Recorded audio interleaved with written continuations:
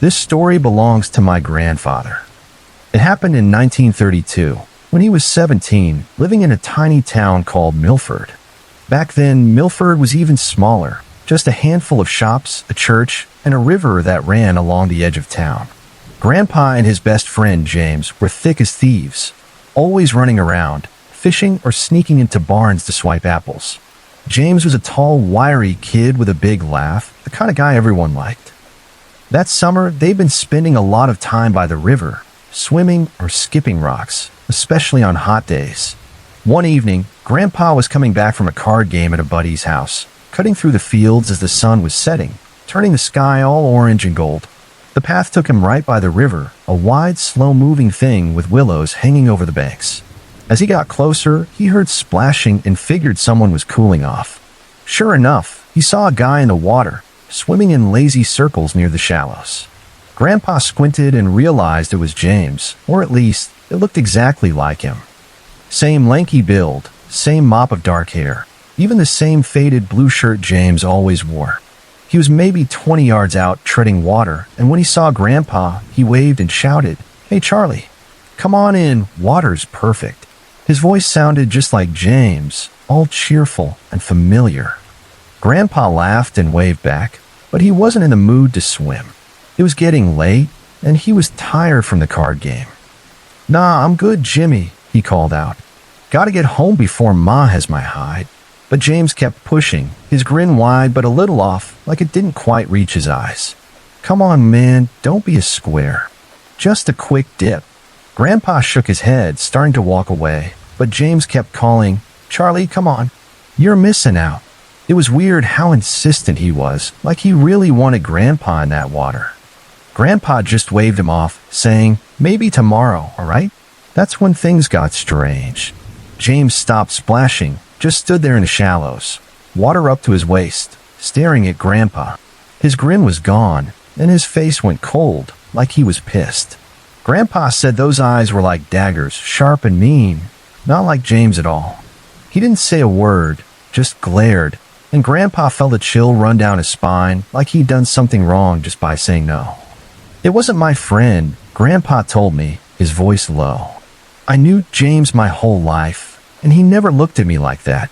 Unnerved, Grandpa turned and started walking faster, the river fading behind him as he headed toward town. The path home took him right by James's house, a little clapboard place near the edge of Milford. As he got close, he stopped dead in his tracks. There was James, sitting on his front porch, smoking a cigarette, his legs kicked up on the railing. He was dry as a bone, wearing a different shirt, a red one, and looking relaxed, like he'd been there all evening. Grandpa's heart started pounding. He walked up, trying to act normal, and said, "Hey, Jimmy, how'd you get home so fast? Weren't you just swimming in the river?" James looked at him like he'd grown a second head, blowing out a puff of smoke. "What are you talking about, Charlie? I've been here all day. Ain't been near the river." Grandpa's stomach dropped. He pushed, saying, "Come on, I just saw you like 10 minutes ago swimming and calling me to join you." James laughed, but it was a confused laugh. "You been sneaking your pa's whiskey, or what?" "I've been home since supper," asked my mom. Sure enough, James's mom poked her head out, saying he hadn't left the house all evening. Grandpa said he stood there, his legs like jelly, trying to make sense of it. He knew what he saw. It was James's face, his voice, his damn shirt. But here was James, sitting on his porch. No way he could have beaten Grandpa home, dried off, and changed clothes in 10 minutes. He mumbled some excuse, said goodnight, and hightailed it home, his mind racing.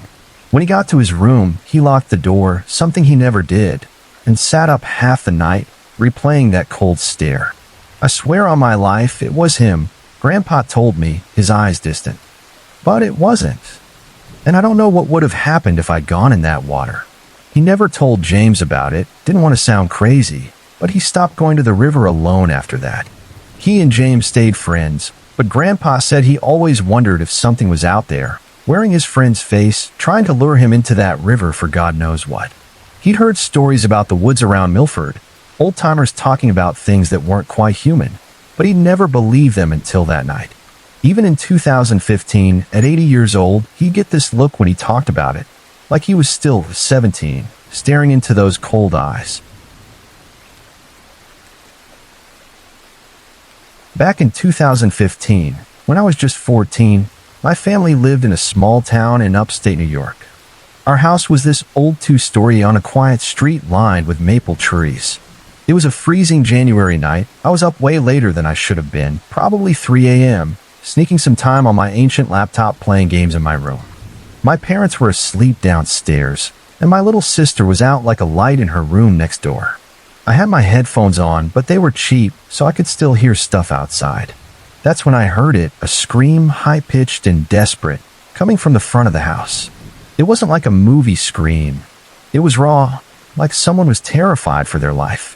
I yanked off my headphones and ran to my window, which faces the front yard. There, under the streetlight, was a girl, maybe 16 or 17, banging on our front door. She was wearing a thin jacket, no hat, her hair all messy like she'd been running. "Help. Please, somebody, open the door," she was yelling, her voice cracking like she was crying.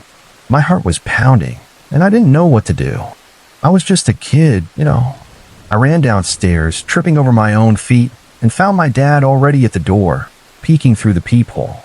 My mom was right behind him, clutching her robe, looking freaked out. "Dad, what's going on?" I whispered, my voice all shaky. He held up a hand to shush me, his face grim. "Stay back, Ethan," he said, not taking his eyes off the door. The girl was still pounding, screaming, "Please, he's coming. Let me in." I could hear the panic in her voice, and it made my stomach twist. I wanted to yank the door open, but my dad grabbed my arm hard. "Don't," he said, his voice low. "This could be a trick." My mom nodded, her eyes wide. "People do this, Ethan. They send someone to lure you out, then rob you or worse." I didn't get it. She sounded so scared. How could it be a trick? I peeked through the living room window, staying low so she wouldn't see me. She was still there, banging on the door, her hands red from the cold. "Please, I'm begging you," she cried, and I saw tears streaming down her face. I felt sick, like I was going to throw up. "Dad, we gotta help her," I said, but he just shook his head. "We don't know who's out there with her. I'm not risking our family." Then we heard it, low, angry voice from the street. "Get back here," it shouted, and my blood ran cold. I looked out the window again, and there was a guy, tall and broad, wearing a dark coat and boots, storming across our front yard. He was maybe 30, his face half hidden in the shadows, but I could see he was pissed. The girl screamed again, louder this time, and backed away from the door, tripping over the porch steps. "No, please," she yelled, scrambling to her feet. My dad cursed under his breath and grabbed his phone to call 911, but he didn't open the door. My mom pulled me away from the window, whispering, "Stay down, Ethan." I was freaking out, my heart racing like I'd just run a mile. I wanted to do something, anything, but I was frozen, just a scared kid watching this unfold. The guy reached the porch in seconds, grabbed the girl by the arm, and yanked her so hard she almost fell again. She was sobbing, trying to pull away, but he was too strong. "You think you can run?" he growled, dragging her toward the street. I caught a glimpse of his face under the streetlight, hard, mean, with a scar across his cheek that made him look like bad news. I kept waiting for my dad to open the door, to yell at the guy, to do something, but he just stood there, phone to his ear, talking to the 911 operator in a low voice. "Yeah, there's a girl outside our house, screaming for help. Some guy's got her now, dragging her away. Send someone quick." The girl was still fighting, kicking and crying, but the guy pulled her across the street to a dark SUV parked under a tree. He shoved her into the passenger seat, slammed the door, and got in the driver's side. The engine roared, and they peeled out, tires squealing, disappearing down the street before I could even blink. I was shaking, tears in my eyes, feeling useless. "Why didn't we help her?" I asked, my voice cracking. My mom hugged me, but she was trembling too. "We couldn't risk it, honey," she said. "We didn't know if he had a weapon or if there were others." My dad looked grim, still on the phone with the cops, giving them a description of the guy and the SUV. The police showed up about 10 minutes later, too late to catch anyone. They searched the street, took her statements, and asked if we'd seen the girl before. We hadn't. They said they'd look for the SUV, a black one, maybe a Ford with a dented fender, but they didn't sound hopeful. They told us we did the right thing by staying safe, but it didn't feel right to me. I couldn't sleep that night, or for weeks after. I kept seeing her face, those terrified eyes, hearing her screams. I felt like I'd let her down, like if I'd been braver, maybe I could have done something. My parents kept saying it was probably a setup, that opening the door could have gotten us all hurt, but I wasn't so sure. What if she really needed help? What if that guy hurt her or worse? I checked the news every day for months, looking for anything about a missing girl, but nothing came up. It was like she vanished into thin air. I'm 24 now, and I still think about her all the time. Was she running from a boyfriend, a family member, or something worse? Why our house? And why didn't the cops find anything? If any of you have ever had to make a call like that, deciding whether to help someone or stay safe, how do you live with it? A few years back, I was on my way home, taking the bus like I usually did. I'm not a huge fan of being crammed in with strangers. It makes me pretty uncomfortable. But I didn't have a driver's license, so I didn't have much choice. I was sitting by the window, earbuds in, listening to some music, trying to zone out. This guy sits down next to me, and at first, I didn't think much of it. The bus was pretty full, so it's not like he had a ton of options. Still, I slid a bit closer to the window, just to keep some space between us. Out of the corner of my eye, I noticed he kept glancing at me. Not just a quick look, but like staring. It made my skin crawl, and I started feeling uneasy. I turned my head toward the window, pretending to be super interested in the passing buildings, trying to ignore him. My heart was picking up, and I was getting nervous, but I told myself to chill. My stop was coming up soon, thank God. As the bus pulled up to my stop, I started shuffling around, half standing. The universal "I'm getting off here" move. Most people would get the hint and shift to let you pass, right? Not this guy. He just sat there, taking up space, not moving an inch. I pulled out my earbuds and, keeping my voice polite, said, "Hey, I need to get out at this stop. Can you let me through?" He just grinned at me, this creepy, smug grin, and said, "No." My stomach dropped. I didn't want to push past him, partly because I'd have to brush up against him, and that felt like giving him exactly what he wanted. This guy looked rough, like he hadn't showered in a while, and he was easily twice my age. I was about 26 at the time, a pretty petite girl, not exactly intimidating. His vibe was just off, and he seemed to know I was nervous. If anything, it felt like he was leaning into it, spreading himself out even more to block me in. I was starting to panic, my heart racing, but I didn't want to show it. So I raised my voice loud enough for other passengers to hear and said again, "I have to get out here." I was hoping someone else would notice and step in if things got weird. Finally, he moved, but barely, just enough for me to squeeze by, and even then, I felt him way too close as I passed. I got off the bus and started walking toward my apartment, trying to shake off the nerves. But then I glanced back and my heart sank. He was behind me, following me. It was winter, so even though it wasn't super late, it was dark out, and the city streets were quiet, not much going on. I was scared out of my mind. I pulled out my phone and called a friend, asking if I could swing by her place instead of going straight home. I didn't want this guy knowing where I lived. I stayed on the phone with her the whole way, trying to act normal, but feeling my pulse in my throat. When I finally got to her building, I turned around for the first time, and there he was, still there, just staring at me with that same creepy grin. Inside her apartment, we kept peeking out the window, but we couldn't see him anymore. My friend walked me home later that night, and thankfully I didn't spot him again. But that whole experience messed me up. I'm still nervous every time I have to take the bus, always trying to sit as close to the driver as I can. I don't know if anyone else has ever been followed like that, but let me tell you, it's creepy as hell.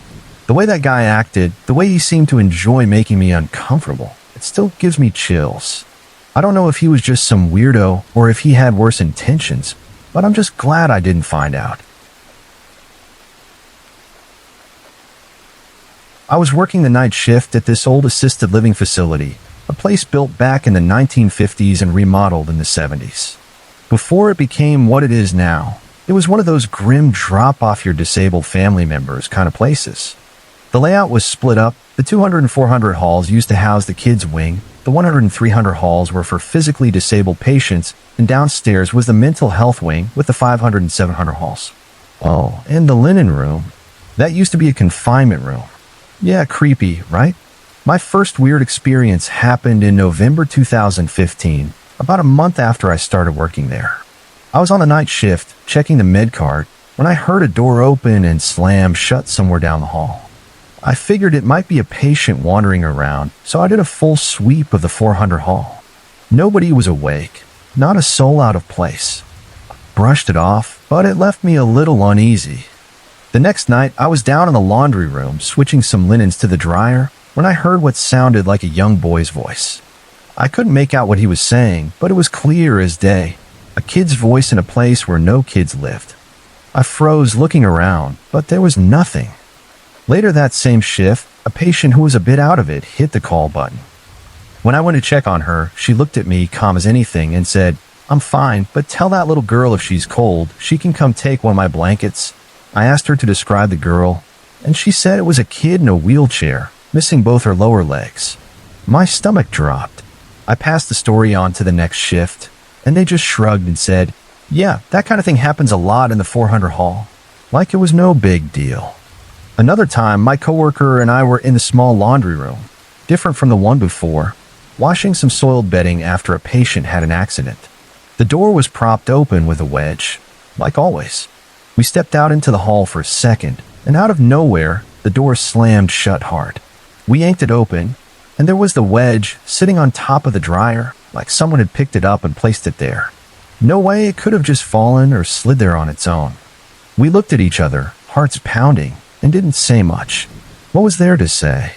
Then there was the night I was marking off a narcotic from the med card, just doing my routine checks, when I heard a noise down the 200 hall. It sounded like a giggle, a kid's giggle, followed by a soft oops. I swear it sounded like a child, but I told myself it could be anything, right? I walked down the hall to check on the patients, make sure everyone was okay. One of the patients had these little plastic snowman ornaments hanging on her door, those tiny decorations you see around holidays. When I got there, both ornaments were across the hall, torn off their strings, lying on the floor. No way that patient could have done it. She could barely move. I stood there, staring at those broken ornaments, my skin crawling, knowing something wasn't right. These things stuck with me. That old building had a way of making you feel like you were never alone, like something was always watching or waiting. The stories from the other staff only made it worse. They'd all seen or heard things too. It wasn't just me. That place had a history, and it felt like it was still holding on to it tight. This happened 13 years ago when I was 14, and it still gives me chills thinking about it. My best friend at the time lived just down the street, and since my cousin was dating her older brother, I was basically at her place every single day. She lived on the 5th floor of an 18-story apartment building, so I usually took the elevator to get up there. It wasn't a big deal, just part of the routine, you know. But this one day, that routine turned into something straight out of a nightmare. I was standing in the lobby, waiting for the elevator like always. It was taking forever, which wasn't super unusual since the building was tall and people were always coming and going. While I was waiting, this guy walks in and stands next to me, also waiting for the elevator. At first, I didn't think much of it, but something about him just felt off. He looked normal enough, late 30s or maybe 40s, short dark hair, medium height and build, short beard, dressed decently, but there was this vibe I couldn't shake. I could feel his eyes on me, staring, and it made my stomach twist.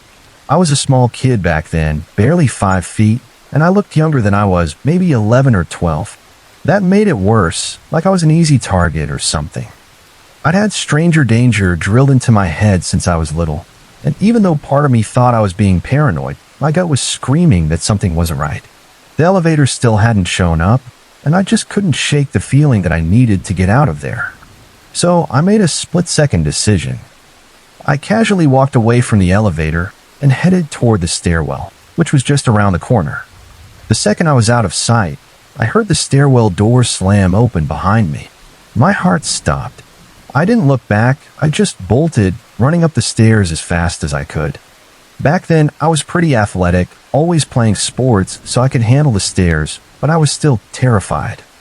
About halfway up, I heard the door slam again and footsteps pounding up the stairs behind me. I froze for a second, just long enough to glance down the stairwell. There he was, 2 floors below, staring right up at me. His face, it wasn't angry or anything, just blank, and that made it scarier. I turned and sprinted even faster, my legs burning, my lungs screaming for air. I didn't care. I just had to get to my friend's floor. When I finally reached the 5th floor, I burst out of the stairwell and ran straight to her door. I was pounding on it, crying, begging her to let me in. She opened the door, totally confused, and I practically shoved my way inside, slamming it shut behind me. I was shaking, tears streaming down my face, barely able to get the words out to explain what happened. My friend was freaking out, trying to calm me down while I told her about the guy. Her older brother, who was 20 and built like a linebacker, overheard everything. He was pissed. He stormed out of the apartment, ready to search the building for this creep, but he didn't find him. I never saw that guy again, thank God, but I'm pretty sure I know what he wanted, and it wasn't anything good. That moment, trusting my gut and running up those stairs, was probably the best decision I ever made. It still haunts me, though, thinking about what could have happened if I'd stayed there waiting for that elevator. This happened a few years ago, when my brother and I were still living at home. There'd been a string of break-ins in our neighborhood over the past few weeks, and a bunch of our neighbors had gotten hit. It was around 10:30 p.m., the usual time my mom would get home from work. I was in the kitchen, messing around, maybe grabbing a snack or something, while my brother was in the living room, going hard on this exercise machine he was obsessed with. I heard the front door open and close, that familiar creak and click, and figured it was Mom, right on schedule. I waited for her to come into the kitchen or call out like she usually did, but nothing. No footsteps, no "hey, I'm home," no sound at all. A minute passed, and I started to feel a little weird about it. I stepped out into the hall to check, but there was nobody there. No Mom, no car in the driveway, nothing. I figured maybe she'd come in and gone right back out for something. She'd done that before, like to grab something from the store real quick. My brother heard the door too, and thought the same thing, so we didn't make a big deal of it at first. But as the next half hour ticked by, I couldn't shake this uneasy feeling. Like, what if it wasn't her? What if someone had been in the house, standing just on the other side of the hall door, only a few feet away from me? The thought made my skin crawl. Fast forward a bit, and Mom finally got home for real. We told her about the door, and when she said it definitely wasn't her earlier, the 3 of us collectively lost it.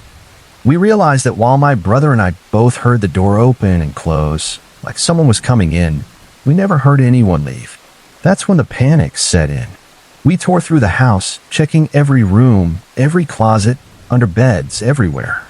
Thank God we didn't find anyone, but that didn't make it any less freaky. Our theory was that whoever it was opened the door, maybe stepped into the hallway, heard my brother on that noisy exercise machine, and bolted when they realized the house wasn't empty. We called the police and filed a report, but that wasn't the end of it. We got a locksmith out to check our doors, and he told us the front door lock, some ancient thing from my grandparents' days, was a joke. Apparently, anyone with even a little burglary know-how could have popped it open without breaking a sweat. No tools needed. That hit hard. We've been living with a front door that was basically an open invitation. After that, we went all out, changed every exterior lock, got a full-on alarm system, basically turned the place into Fort Knox. Looking back, the creepiest part only sank in later. In the days leading up to that night, there had been some weird stuff we brushed off at the time. I swore I heard someone messing with a back door handle late one night. Our dog had gone nuts barking for no reason another time. And then there was this random cigarette butt on our front door step. Nobody in our house smoked. Now we think whoever broke in had been scoping out our place for a while, probably watching Mom's schedule, thinking she was the only one living there, a single woman working long hours. They must have missed that my brother and I were around too. To this day, I'm so glad I didn't open that hall door and come face to face with whoever was out there. Thinking about what could have happened still sent a shiver down my spine. This happened a few years ago when I was 15 or 16, living in a townhouse with my mom and her boyfriend at the time. My older sister was off at college, living with roommates about a 30-minute drive away, which matters for the story. My mom's room was upstairs, mine was too, and the basement was kind of half-finished hangout spot with a bed, a couch, a TV, and some other stuff. That's where my mom's boyfriend's kids would crash when they visited. I worked at a kiosk in a nearby mall, selling sunglasses and trendy clothes, nothing fancy. It was a regular weekday morning, and I was up getting ready for work while my mom was still asleep. I headed downstairs and noticed a couple of weird things right off the bat. The basement door was wide open, which was odd, and the back door was unlocked. On top of that, there were food packages scattered around a kitchen counter. Empty chip bags, a half-open box of cereal, stuff like that. My mom was a total clean freak. A single crumb would send her into a frenzy, so this was way out of character. I figure maybe her boyfriend forgot to lock up or made a mess, which was weird but not impossible. I cleaned it all up, made some breakfast, and headed out to catch the bus to work. While I was on the bus, I got a call from my mom's boyfriend. He sounded freaked out and asked, "Hey, was your sister sleeping in the basement last night?"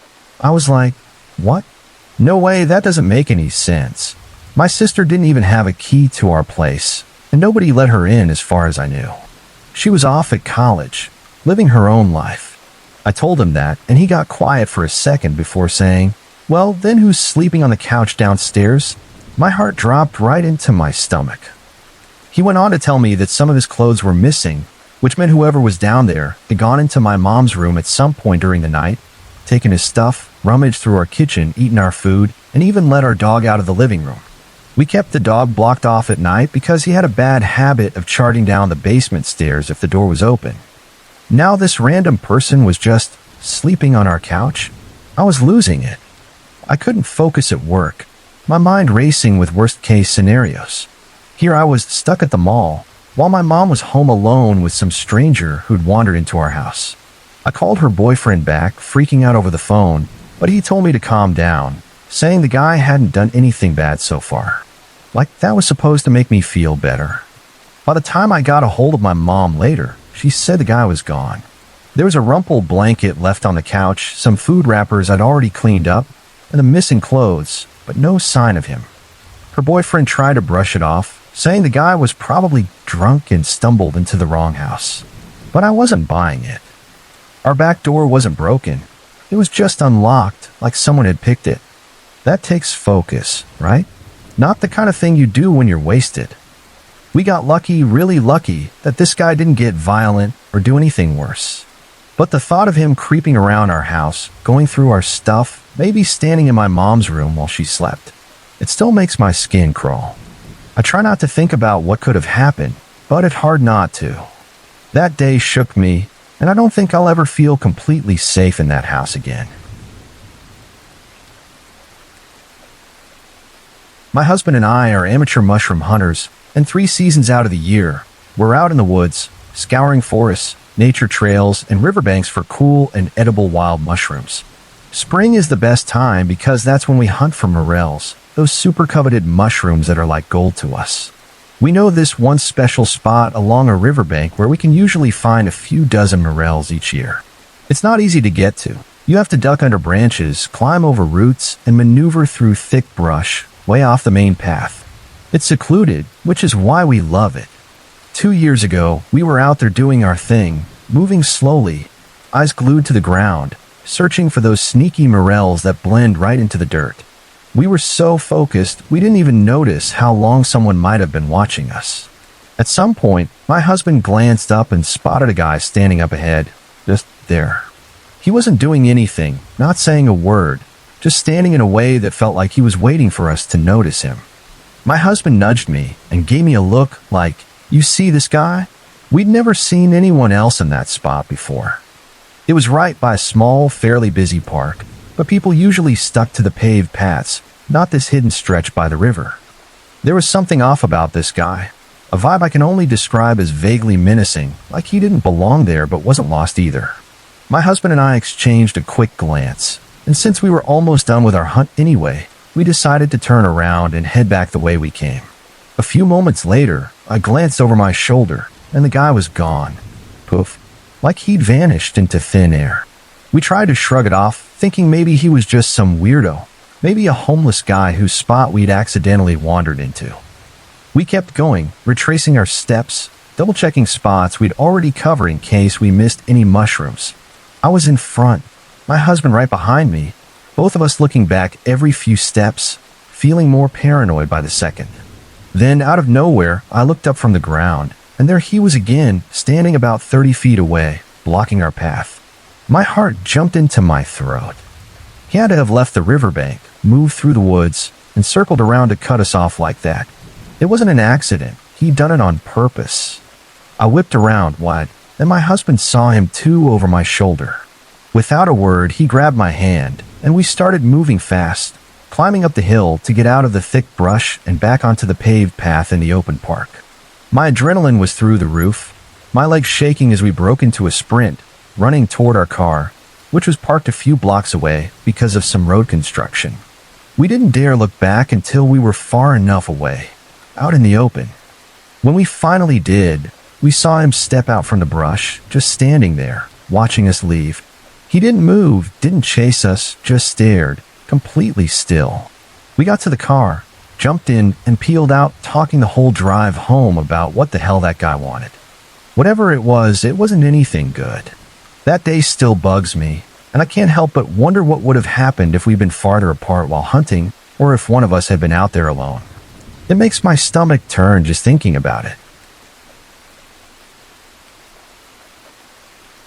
About a year and a half ago, I had this neighbor who was, let's just say, not in a great place mentally. We were the same age, and one day, he showed up at my door asking for advice. I'm the kind of person who tries to help when I can, so I didn't turn him away, even though I knew he had a rough past. I'm not going to spill all the details about his issues, but they were heavy. A week later, things took a turn. I got this loud knock at my door, and when I opened it, he pushed past me, staggering into my house with a bottle of liquor in his hand. I was caught off guard and said, "Whoa, you can't just barge in like that. I'm busy, just got home from work." It was around 5 p.m., and I was exhausted. He didn't care. He started crying, going on about how he wanted to end it all. I knew an ambulance had shown up at his place at 3 a.m. a month earlier, so I figured he was serious. I felt bad for him, didn't know if he had any friends, and he was always holed up in his house. So I let him vent. He rambled about his problems, how he was seeing things, hearing things in his head. It was a lot. He showed me some messages from his boyfriend in Canada, someone he'd met online. The guy had just broken up with him, and the texts were wild. My neighbor was being super manipulative, saying some really disturbing stuff. The boyfriend seemed genuinely worried, but I was starting to feel overwhelmed, like he was dumping all his baggage on me. Then he asked to use my bathroom. 10 minutes went by, and I started wondering what was taking so long. I went to check on him, and there he was passed out cold on my bathroom floor. I was pissed at this point. This guy barges into my place, unloads all his messed up stuff on me, and now he's out cold in my house? I tried waking him up, but he wouldn't budge. He was skinny, so I managed to sling his arm around my neck and drag him back to his place next door. I left him there and thought that was the end of it. Nope. After that, he started knocking on my door every single day. I stopped answering because it was just too much. Then one day, I noticed one of my potted plants in the backyard was broken. I kept my plants on the grass, but this one was on the concrete near my sliding door, smashed. I've dealt with bad anxiety for years, and I'm on meds for it, but this sent me into a spiral. Then I started noticing him running out of his house in his pajamas every morning when I left for work, trying to talk to me. At first, I thought it was a coincidence, but after a few times, it felt like he was watching me, sitting in his living room staring out his window, waiting for me to leave. I started waking up an hour earlier, sprinting to my car to avoid him. I was constantly looking over my shoulder in my own neighborhood, where I'm supposed to feel safe. Things got really bad one day when I came home from work an hour early. As I pulled up, I saw him sitting on my porch, just waiting for me. I was furious, my blood boiling. He knew I was avoiding him, and now he was camped out at my front door, making sure I couldn't dodge him. I gripped the pepper spray on my keychain and called my mom, staying on the phone with her as I walked up. He looked at me with this creepy smile and said, "You're home early."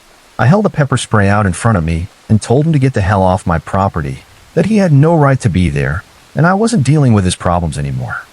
He got up real slow and walked away without saying a word. My mom came over, and we decided to go to the cops. I tried to file a restraining order explaining everything: his barging in, the creepy behavior, the broken plant, the morning ambushes. But they said I didn't have enough physical evidence to prove he was stalking me or meant to harm me. As long as he didn't physically attack me, their hands were tied. I felt trapped, scared, and angry. How could this guy make me feel like a prisoner in my own home? I ended up staying at my mom and stepdad's place for 2 weeks because I was too freaked out to sleep alone. Then I got a text from an unknown number. It was him. It was this long, intense message about how he thought we had some kind of connection, how I deceived him, how I was vain. He even said he'd end it all and it'd be my fault, that I could be happy knowing the world didn't deserve him, that I didn't deserve him. I woke my mom up, and she was livid. We drove to the police station that night and showed them the message, hoping it'd be enough for a temporary restraining order. I told him about his history. He'd been Baker acted multiple times, meaning he'd been hospitalized for mental health crises. They finally started taking me seriously and got his records. He had some minor offenses, mostly for endangering himself and one for public exposure. That was enough to give me a temporary restraining order while they kept investigating. My mom came to stay with me at my place since my job was too far from hers to keep commuting. My stepdad stayed at their house. One night, I was trying to sleep when I saw a glare through the cracks of my window blinds. I squinted, thinking it was nothing, but then it went away, only to come back a minute later, followed by banging on my window. It went on for a solid 5 minutes, and I was too scared to look, but I knew it was him. I ran to the guest room where my mom was, crying like a kid, shaking. The next morning, we went to the police again and told them everything. They sent an officer to escort us home and went to confront him face to face while we waited at my house. Apparently, he lost it, started yelling at the cop, and then punched him in the nose. They called for backup, and he was arrested for assaulting an officer. The police encouraged me to press charges to keep him locked up longer. I had to testify in court, and I avoided looking at him the whole time. He got 4 years for criminal stalking and 8 for assault and battery for hitting the cop. He's eligible for parole in 6 years, and I'm praying he doesn't get out early. Knowing he's behind bars is the only thing that makes me feel safe again. I still don't know what he was planning that night at my window, but I'm so glad I kept it locked. My name's Zane, and from the time I was born until I was 9, we lived in this house just outside Pittsburgh. I was too young to notice anything weird at first, but when I was about 5, things started creeping me out. It was the summer of 2003, and my little brother, Miles, was 1. The house had 2 bedrooms, one for my parents and one that Miles and I shared. My dad worked at a steel mill, and my mom was a 3rd-grade teacher at a local elementary school. One day, I was in the shower, just getting used to bathing on my own without my parents' help, so I was already a bit on edge. While I was in there, I kept hearing someone knock on the bathroom door. I'd yell, "Someone's in here," because, you could hear the water running. It happened 3 or 4 times, so I finally got fed up, hopped out soaking wet, no clothes on, and opened the door to see what was up. Nobody was there. The only people home were our babysitter, Sarah and Miles. I found Sarah in my room, putting Miles down for a nap, and asked why she kept knocking. She looked at me, confused, and said she hadn't. I was a little creeped out, but my 5-year-old brain couldn't really process it, so I let it go. Things went back to normal for a bit, just little weird moments here and there that were easy to brush off as coincidences. That is, until the day before Christmas that year. I remember it so clearly because it still freaks me out to this day. I was 6, sound asleep, when I woke up in the middle of the night for no reason. Like a lot of kids, if I woke up, I'd sneak into my parents' room to sleep with them. I tried to be super quiet so I wouldn't wake Miles, who was in his crib in our shared room. I always slept with the door open to let a little light in from the hallway, but when I got up, the door was closed. That was weird enough, but when I tried to open it, it was locked. I knew for a fact I hadn't locked it, and there's no way my 1-year-old brother could have done it. The lock was on the inside, so it made no sense. I brushed it off, unlocked it, and tiptoed to my parents' room, a little spooked but not thinking too much of it. I'd been asleep in their room for maybe 2 hours when the baby monitor went off, Miles crying his head off. I rolled over and tried to go back to sleep while my dad got up to check on him. A few minutes later, he came back and tapped me on the shoulder, his voice low and serious. "Hey, did you lock the door to your room?" I told him no, that it was already locked when I woke up, and I'd unlocked it and left it open when I came to their room. We were all confused, and my dad was starting to look worried. Miles had been locked in our room, crying, all alone. The doors in that house were flimsy, easy to pop open with a credit card, so my dad broke in and got him out. That was the end of it for that night, but it stuck with us. My dad and I still talk about it sometimes, how creepy it was. Things were quiet for about 2 years after that, until I was almost 9. By then, we'd renovated the house, and Miles and I each had our own rooms. Mine was right next to his, down one hallway, while my parents' room was on the other side of the house. This next incident happened around July 25th, a few days before my birthday on the 31st. My parents were out at dinner, so Miles and I had a babysitter. Not Sarah, our usual one, who was on vacation, but another girl, maybe named Erin, who'd watched our neighbors' kids before. I was in the living room, glued to my PlayStation, playing this MVP baseball game I was obsessed with. The TV started acting up, flickering from the game to a solid blue screen, back and forth, maybe 6 or 7 times. I called Erin in, and she just told me to ignore it. I kept playing, but about 10 minutes later, it went blue again, made this loud buzzing noise, and then went completely black. I screamed, half thinking the TV was about to blow up or something. I tried turning it back on, and it worked fine for another 5 minutes before doing the same thing again. This happened 4 or 5 more times before I gave up. That might sound like just a glitchy TV, and I told myself it could have been bad wiring or something, but it was after that when things in the house went from weird to straight up terrifying. From that point until we moved out 2 weeks later, the strange stuff never stopped. There were typical creepy things, doors shutting on their own, faint whispers we could explain away, but we all knew something was off. It's like we were all pretending it wasn't happening, too scared to admit it out loud. The final straw came one Sunday night. We were all on the couch in the living room, eating ice cream and watching a movie, like we did most weekends. Out of nowhere, the kitchen lights started flickering. My dad got up, turned them off since we didn't really need them, and sat back down. But then they started flickering again. He went back, tried to fix it, and sat down again.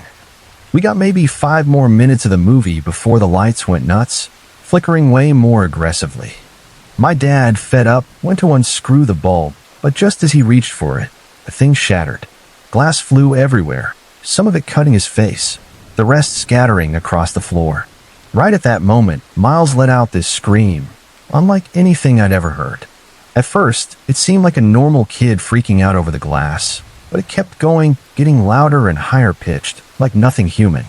It was like a dog's yelp when you step on its paw, but worse, shriller, for a solid 30 seconds. We all froze, knowing that sound wasn't right. My parents had had enough. We grabbed Miles, who was still screaming, and got out of there. We stayed at my grandma's house that night and never went back. I know it sounds crazy, but if you'd heard that scream, you'd understand why we left for good. Even all these years later, I have no desire to step foot in that house again. That place was dark, and whatever was in it stayed with us for those 5 years. I spent a dark 5-year chunk of my life working what my employer called healthcare security for a private contractor. Fancy way of saying I was a poorly trained security guard at various hospitals and clinics in our city. The job was mostly about patrolling the whole campus, but let's be real, most of the action happened in the emergency room and psych department. I dealt with all kinds of people, drug addicts, chronic drunks, homeless folks, ex-cons, violent types fresh from run-ins with cops, and a lot of psych patients. Sometimes they checked multiple boxes at once. My coworkers weren't always saints either. Background checks and drug tests were supposed to be a thing, but I saw some shady stuff slip through.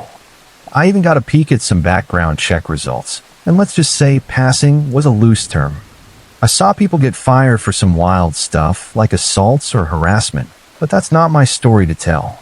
The hospital I worked at most was one of the better ones, a level 1 trauma center with a solid security program run by a retired Army artillery officer who'd also been a federal law enforcement agent. He was sharp and did his best to weed out the worst of our coworkers, but the company kept sending more duds. The setup was tight. Everyone coming into the ER, patients or visitors, got searched for weapons. One guard worked inside the ER, checking people coming in by ambulance, while another ran a checkpoint with a metal detector for walk-ins, like airport security but without the no-fly lists. We could call in extra guards if things got hairy. This story went down around 2 a.m. on a graveyard shift when I was the ER guard. The night had been smooth, no major drama, until I got a panicked radio call from the checkpoint officer, practically begging for backup. I sprinted over, expecting a fight with some tweaked-out guy or something, but when I got there, it was dead quiet. The checkpoint officer was just standing there, staring at something on the desk. I followed her gaze and saw 3 bags. A Nikon camera bag, the kind a photographer might carry, worth maybe $500 to $2,000. A fancy leather briefcase, like for a laptop and a stack of papers, and a weatherproof storm case, the kind we used in the military for expensive gear or weapons. Weird combo for an ER, but that wasn't the kicker. All 3 bags were absolutely caked in blood, layers of it. Some was dry and flaking, some was damp and matted, and some was still wet, with fresh droplets that looked like they just dripped on there minutes ago. It was clear these bags had been around a lot of blood for a while.